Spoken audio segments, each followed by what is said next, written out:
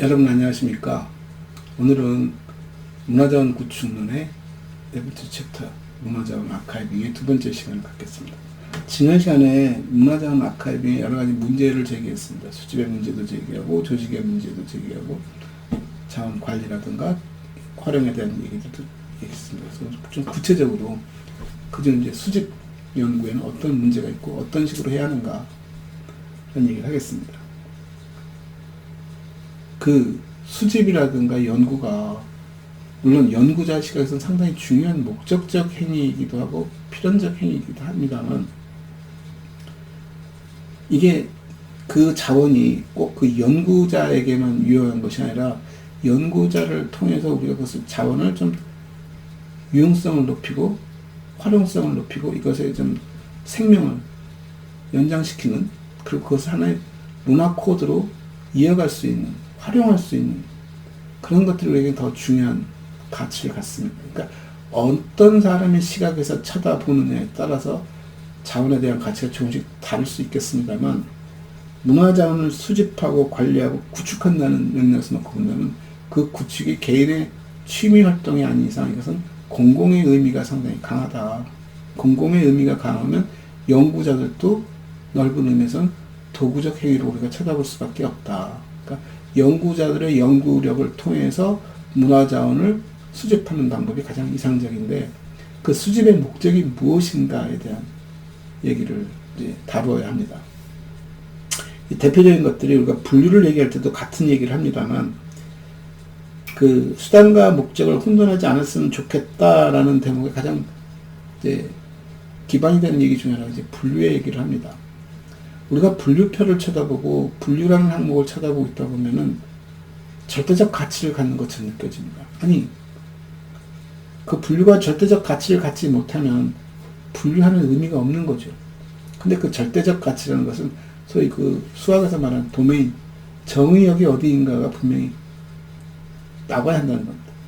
이것이 어떤 공간에서 어떤 목적으로 분류를 하는가가 정의가 되어져야 비로소 우리가 뭘 할 수 있냐면 그 분류가 의미를 갖는다는 것이죠. 근데 간혹 분류하시는 분들을 보면은 어떤 분류 테이블에 대한 문제 제기를 하고 분류 테이블의 내용을 변경을 시키는 것을 논문의 핵심을 삼는 경우가 있습니다. 물론 그런 분류표를 변형시키고 발전시키는 건 굉장히 중요한 일입니다만 문제는 가장 단순한 질문이죠. 왜 하는데와 무엇을 위해서 하는가에 대한 질문에 답이 되어야 한다는 겁니다. 이걸 왜 바꾸려고 하니? 논문을 쓰는 사람이 생각하는 시각이 분명히 있습니다. 아, 이건 안 맞네? 본인이 설명하지는 않았지만 본인이 어떤 목적과 의도에서 이 분류를 쳐다보는지에 따라서 이 분류가 맞는지 안 맞는지가 나올 수 있습니다. 내가 생각한 분류가 아니네? 그럼 내가 생각한다는 것은 내가 사용하는 목적이 있고 의도가 있고 방향이 있다는 것이고 거기에 따라서 봤을 때 이 분류가 안 맞기 때문에 나에게 적합하게 바꾸겠어 라는 작업을 수행하는 것이 그러기 위해서 아까 그 도메인 왜 무엇을 어느 공간에서 어떤 역할을 감당하고 무엇을 하기 위해서 이것을 바꾸는가에 대한 1차적 정의가 전제되어야 한다는 것이죠. 그러니까 대부분 그 부분이 상당히 포괄적으로 넘어갑니다. 어떤 특정 주제 영역 전체를 대상으로 삼으면서 바꾸려고 한다든가 똑같은 일들이 문화자원에서도 일어납니다.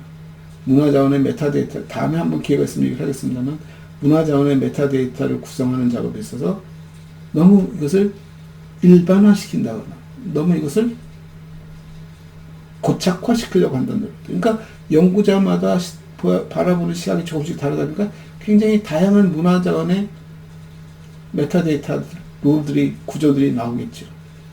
그것이 다 맞느냐 틀리냐 논하는 것은 의미 없습니다. 왜 만들었고 무엇을 하기 위해서 만들었는가가 전제되어지면 어떤 메타데이터 규칙은 맞기도 하고 어떤 건 안 맞을 수도 있습니다. 그 상황에서는 또 다른 상황에 가면 더 다른 것이 맞을 수도 있다는 얘기죠. 근데 이걸 선별하는 과정이 뭘 넣고 빼고 조합해서 또 새 것을 하나 만드는 작업은 참 무의미할 뿐만 아니라 무책임할 수 있다. 똑같이 수집 연구를 나가는 것이 내 개인의 연구 목적인가 아니 이 연구 목적이 어느 정도 공유되었는가 그 이 연구 목적에 대해서 이해하고 있는 사람이 나 말고 또 있는가가 중요합니다. 왜냐하면 연구자가 혼자 연구 대상을 찾아보고 문화 자원을 수집하기 시작하면 자기 머릿속에 그림이 있습니다.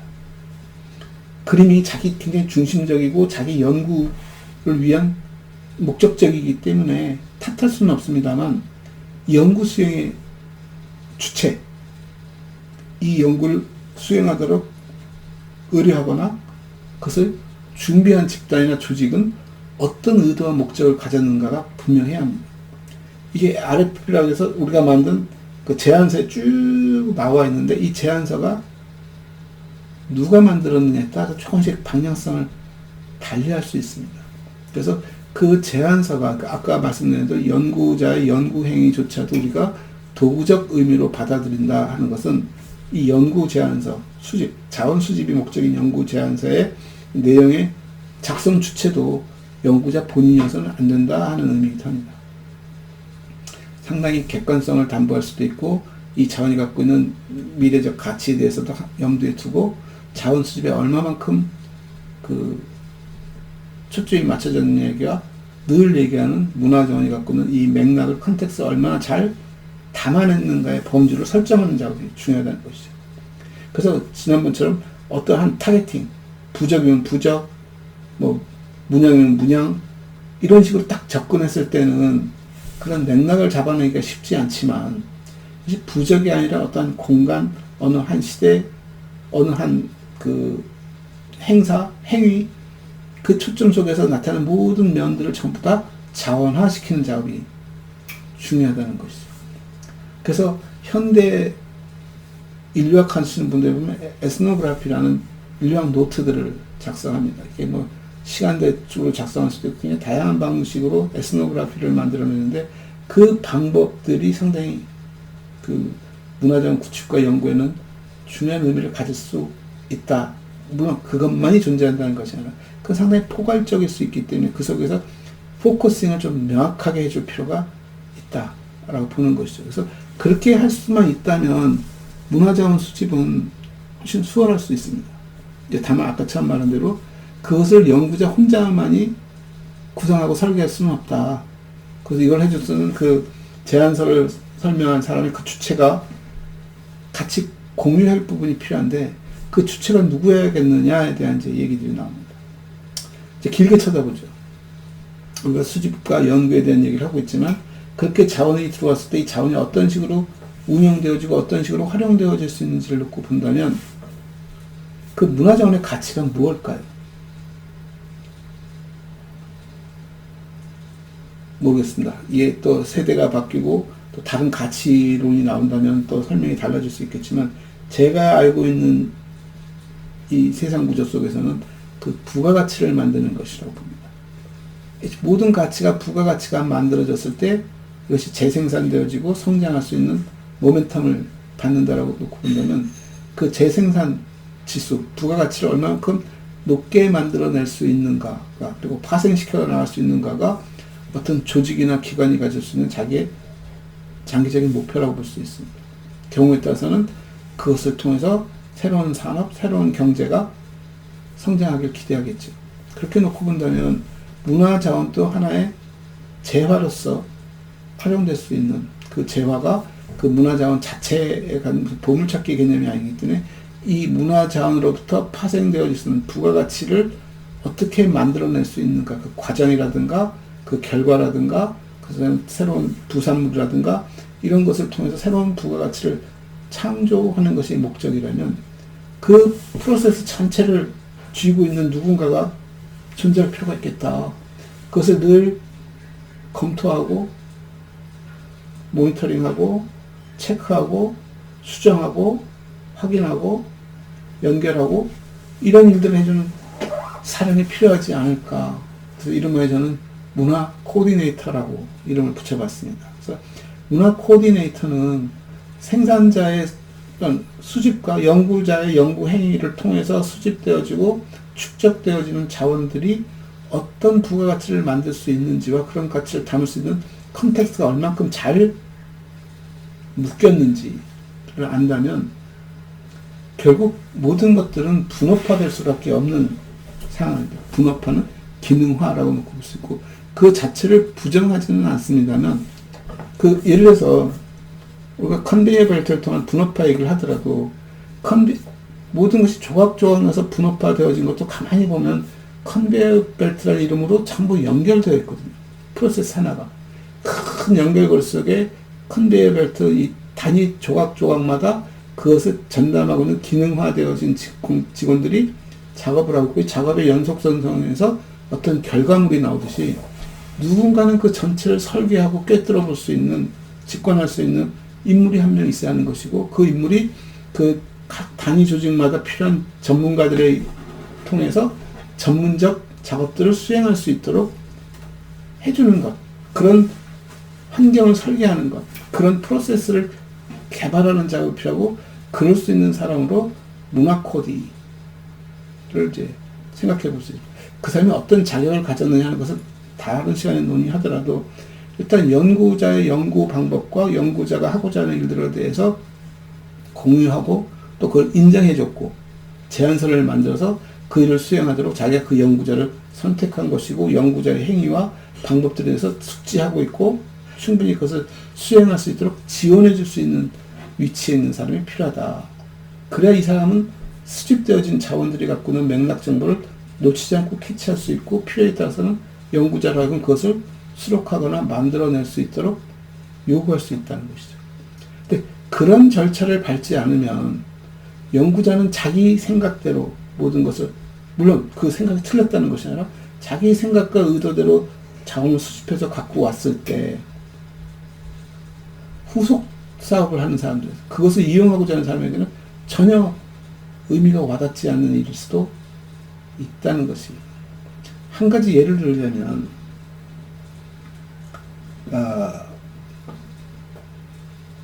그 광주에 보면 광주 아시아 문화 전당이 있고, 아시아 문화 전당이 건립되기 이전에 그 건립을 위한 여러 가지 프로젝트들이 수행되는 시간이 있었습니다. 그때 프로젝트 중에 하나가 뭐였냐면, 제 나라 이름을 자꾸 잊어버려서 그 동네 이름을, 무슨 스탄 끝나는 나라들 중에 하나에 가서 그곳의 설화를 수집해오는 것이 목적이었습니다. 수집의 의도가 전체 설계 그림이 명확하게 나오지 않다 보니까 그냥 아까처럼 문양 수집하고 부적 수집하듯이 설화를 수집해와 라는 꼴이 된 거죠. 그래서 그 팀은 설화를 수집해 왔습니다. 수집해 오고 나니까 이제 이 조직 내에서 어떤 의문이 제기되면, 무엇을 쓸 건데 어떻게 이것에 부가가치를 창출해낼 수 있을 것 같아? 라고 하니까 부랴부랴 뭘 했냐면 2차 팀을 하나 구성했습니다. 이 수집되어 온 설화를 활용해서, 컨텐츠를 활용해서 제2, 제3의 컨텐츠를 재생산해내는 프로그램을 개발했습니다. 프로젝트를. 그래서 어느 한 팀이 그것을 맡았는데, 이 팀이 수집해온 설화 자원들을, 문화 자원들을 딱 들여다보고는 그네들이 내린 결론이 있습니다. 다시 가자. 뭐가 다르길래 다른 설화가 아니라 같은 설화 내용을 수집하기 위해서 다시 또 그 나라로 가는 일이 벌어졌습니다. 가서는 그 절차를 다시 밟아와서 활용하기 시작하게 됩니다. 그럼 첫 번째 팀이 수집해온 내용들과 두 번째 팀이 다시 가져온 내용의 차이가 뭘까요? 그 영감을 얻을 수 있는 컨텍스트들이 단절되었을 수 있다고 봅니다. 그래서 어떻게 보면 이중의 낭비를 한 꼴이 되어졌는데, 이런 일들이 자원 수집이라든가 자원 관리에 굉장히 많습니다. 왜냐하면 박물관 같은 경우도 자원을 수집하는 사람이 갖고 있는 의도와 생각이 다르고, 수집되는 자원을 활용해야 하는 입장이 다르다는 것이죠. 그래서 모 대학 박물관에 가보면 엄청나게 다양한 종류의 향토 자원들이 쌓여 있습니다. 문화 자원, 향토 자원, 역사 사료들이. 왜 이렇게 많니? 하면 그때마다 장이 바뀌면서 장의 시각과 의도에 따라서 수집 대상이 바뀌다 보니까 그런 일이 벌어질 수 있다는 거죠. 그래서 이게 뭐 하는 곳이니? 뭐뭐뭐 대학교 박물관. 아무 색깔 없습니다. 그냥 박물관입니다. 그러니 그런 일이 벌어지죠. 박물관이 뭐 하는 곳이니? 왜 이런 것들이 필요하니? 우리가 이걸 왜 만들었니에 대해서 정확한 스펙과 정의와 규격이 딱 나와 있으면 거기에 맞춰주면 되는 거거든요. 그에 맞지 않다면 새로운 기관을 만들어서 그 일을 하게끔 해주면 되는데, 이거 두 기관이 두리뭉실하게 섞여 있으니까 A라는 자원도 수집하고 B라는 자원도 수집하고 역사 자원도 수집하고 향토 자원도 수집하고 어떤 것들은 뭐 교사 자료 이런 것도 수집. 그래서 자원을 수집한다는 것이 그 자체가, 그러니까 연구하고 수집한다는 것 자체가 굉장히 작은 의미의 목적을 가져서는 안 된다는 것이죠. 그러니까 연구자는 그 속에서 자기 연구를 수행해 갈 수 있지만 그 연구 수행에 한 번 방문해서 수집해오는데 요것만 달랑 집어서 수집하기에는 상당히 시간과 비용이 많이 드니까 이것을 조정해 줄 수 있는 코디가 필요한 것이고, 자기는 그 속에서 한 부분을 떼다가 연구 논문을 쓰던 뭐 2편, 3편을 만든, 그건 개인의 몫일 수 있지만, 왜? 이 기관이 연구 논문을 발표하는 기관이 아니기 때문에 생기는 문제들이죠. 그러니까 조직을 만들 때도 이 기관이 연구자를 자기 조직의 정규 멤버로 넣지는 못합니다. 왜냐하면 연구자를 정규 멤버에 넣는 순간 무슨 일이 벌어지냐면 연구자의 의도와 연구자의 연구 방향에 딱 묶여버리기 때문에. 그래서 어떤 조직도, 연구자분들에게는 죄송스러운 얘기지만 어떤 조직도 비록 그것이 굉장히 구체적이고 주제성을 갖고 있는 조직이라 하더라도 연구자를 연구원, 자체 연구원으로 확보하는 순간 그 연구기관은 굉장히 작아져 버릴 수밖에 없다. 소극적일 수밖에 없다. 라고 보는 것이죠. 그래서 그 폭을 넓히려면 기금을 만들고, 이 기금에 의해서 많은 외부 연구자들이 수월하게 연구할 수 있도록 열린 공간을 만들어주는 것이 중요하고, 그 열린 공간을 운영할 수 있는 코디네이터가 연구기관 속에서 존재해야 한다. 그래서 이 사람은 연구의 어떤 그 범주와 연구의 방향과 트렌드들을 읽고 거기에 적합한 주제와 뭐 소재들을 연구 건수로 제안해주고, 그것을 생산해내거나 그것을 수집할 수 있는 집단에게 연구 용역을 주고 그 결과를 수집해서 관리하고 하는 일들이 체계적으로 이루어질 필요가 있겠다. 그래야 이것이 나중에 후속에 어떻게 활용되어지는 것이 전제되어질 수 있는 것이, 그 전제가 완벽하지 않다 하더라도 상당히 포괄적이기 때문에 외부 다음 후속 연구에 그것을 충분히 활용할 수 있다 라고 놓고 보는 것이죠. 또 어떤 일까지 있었냐면은 연구 자원을 수집해다 놓으면 이것을 활용해서 전시를 하겠다고 전시관을 만든 적도 있습니다. 근데 전시관을 만드는 분들이 딱 와서 보니까 수집해 놓은 자원들을 통해서 전시를 하기엔 너무 턱없이 부족하거나, 이게 뭐랄까, 이게 형상화가, 소위 말하는 자기들 이렇게 어떤 그 맥락들이, 어떤 전체 구성의 플랫이 안 맞다고 생각이 들어서인지 인터넷을 통해서 자원들을 구입을 해서 섞어서 전시를 해야 됩니다. 그럼 이 전시가 문화자원을 우리가 그동안 수집해하고 연구를 통해서 가져온 것들에 대한 전시다라고 말하기에는 명분이 없어져 버리는 것이죠. 쉽게 얘기하면 그렇게 수집하지 않아도 전시자로 하여금 이런 것을 갖고 전시하고 싶어 그러면 인터넷에서 사다가 충분히 구성할 수 있는 것이네. 그만큼 스토리가, 전시의 그 주제가 너무 일반화되었다는 얘기죠. 굉장히 좀 명확하게 표현해 준다든가, 그 어떻게 보면 그 컨텍스트를 조금 더 재해석할 수 있는 그런 것들을 보여준다든가, 어떤 영감을 끌어낼 수 있는 자원들을 배열해 준다든가. 그러니까 제일 좋은 전시는 제가 봤을 때는 질문을 던질 수 있는 전시와 그 변화를 예감할 수 있는, 변화가 필요하다는 것을 알려주는, 나 바뀌고 싶어, 나 좀 변화시켜줘, 나 좀 다르게 만들어줘, 나를 어떻게 생각해? 이런 식의 질문을 던질 수 있다면 전시를 본 사람에게 새로운 영감을 만들어낼 수 있고, 제2차, 제3의 부가가치를 만들어낼 수 있는 컨텐츠를 양산해낼 수 있는 체제임에도 불구하고 던져둔 것들은 이미 완결형. 나 이거야. 봤지? 나 이건 거. 그 속에서 변화는 쉽지 않습니다. 그 속에서 변화를 찾으라는 얘기는 처음부터 다시 가서 그 영감을 다시 얻어오라는 얘기가 똑같습니다. 영감을 줘야 한다는 것은 여기서 뭔가 다양함 속에 나의 이질적인 면을 느끼게도 해주고, 동질함 속에서도 조금 더 다름을 찾으려고 하고, 그런 창의적 발상을 끌어낼 수 있는, 영감을 끌어낼 수 있는 그런 되게 좀 동기를 부여해 줄 수 있는 그런 식의 전시여야 하는데, 전시 전문가의 시각에서는 완결성을 굉장히 높이 사다 보니까 자기가 만든 작품이 이미 하나의 어떤 의미 전달로 딱 마감해 버리려고 하는 목적을 갖게 되는 거죠.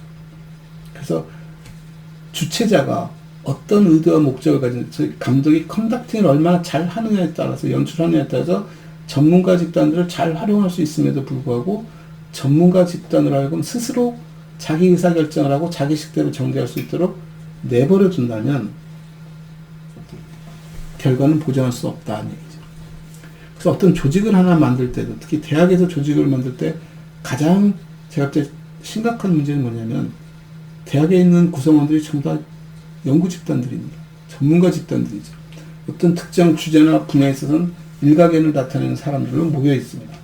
그런 사람들에게 어떤 연구 공간과 어떤 주제의 공간을 하나 만들려고 할 때 총장이 보여줄 수 있는 태도가, 여러분은 전문가이니 이것을 만들어 주십시오라고 위임해버리는 형태를 많이 취하는데, 저는 그렇게 해서는 안 된다고 봅니다. 최소한 총장이라면, 여기서 말하는 문화자원 코디겠죠. 내가 코디라면 내가 만들고 싶은 게 이러이러한 것이고 이러이러한 역할을 하는 것이야 라고 굉장히 구체적으로 제안을 하고, 여러분이 전문가이니까 내가 원하는 것을 구현해줘 라고 이 스펙을 굉장히 명확하게 제시해 줄 필요가 있다. 근데 그러지 못하면 둘이 뭉실해지고, 보는 사람마다 해석 여지가 다 존재한다면 다 자기 식대로 뭔가 설계하고 만들면서 이 공간은 그런 어떻게 해야 잡다한 분야들의 그냥 집합체, 서로 섞이지 않은, 화학적 반응이 전혀 일어나지 않은 그냥 고체 덩어리들이 쭉 놓여 있는 모습 될 거라고 해서, 문화자원을 수집하고 연구할 때는 수집과 연구가 목적이 아니라 이것도 도구라는 것을 명심하시고, 그 전 과정에 대해서 그걸 통찰할 수 있는 그런 코디가 존재할 필요가 있다. 그래서 우리가 컨베이어 벨트의 분업 시스템을 운영한다 하더라도 이 분업이 결국은 고민형을 만들겠다는 목적 속에서 눈을 붙이고 발가락을 만들고 귀를 만들고 입을 만들고 하는 작업이 존재하는 것이지, 각각이 독립적으로 자기 모습을 잘 살려보겠다 하는 것은 아니다. 그래서 그런 얘기 있지 않습니까?